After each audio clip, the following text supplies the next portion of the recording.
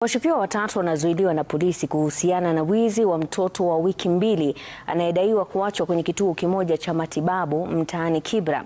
Matukio hayo yalinaswa kwenye kamera za CCTV, huku mshukiwa mmoja akidaiwa kuwapotosha wapelelezi ambao bado wanamtafuta mtoto huyo aliyetoweka wiki mbili zilizopita. Ode Francis na taarifa hiyo. Sophia Were alijifungua mtoto wa kiume katika hospitali moja mtaani Kangemi. Wiki mbili baadaye, hali ngumu ya maisha ilimlazimu kumwacha mtoto huyo katika kituo cha Makina Kibera kwa daktari mmoja. Nikamwambia kama kuna mtu mwenye tu najua anaweza nikalia na mtoto vizuri 2 weeks, nini nitafuta kwa kibarua nipate hata kama kitu kaa 2000 niende nyumbani. Picha za CCTV inaonyesha kuwa saa 1:04 jioni, mwanamke anayetambuliwa kama Jen anaonekana akitoka katika kituo hicho akiwa amevalia aproni nyeupe na glavu. Dakika 2 baadaye, gari linafika.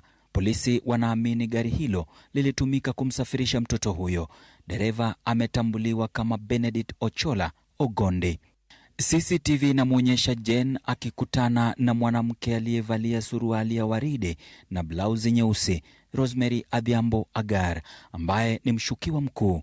Wawili hao wanaingia katika kituo hicho, Benedict naye anawafuata. Saa 2:07 usiku, Rosemary, Benedict na Sophia wanaingia kwenye gari, Rosemary akiwa amembeba mtoto.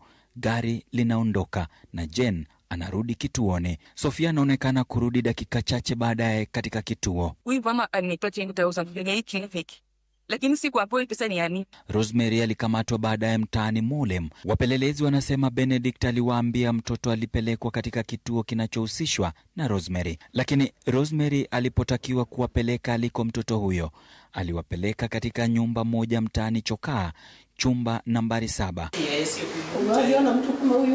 Majirani hawakumtambua Rosemary kama mkazi wa eneo hilo. Alipofikishwa mahakamani, Rosemary alidai kuwa mgonjwa na kupelekwa katika hospitali ya Nairobi Women's kisha KNH na baadaye Mbagathi. Watu watatu wanaodaiwa kuwa wahudumu wa afya wanazuiliwa huku gari likikamatwa.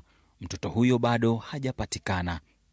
Ode Francis, Runinga ya Citizen, Nairobi.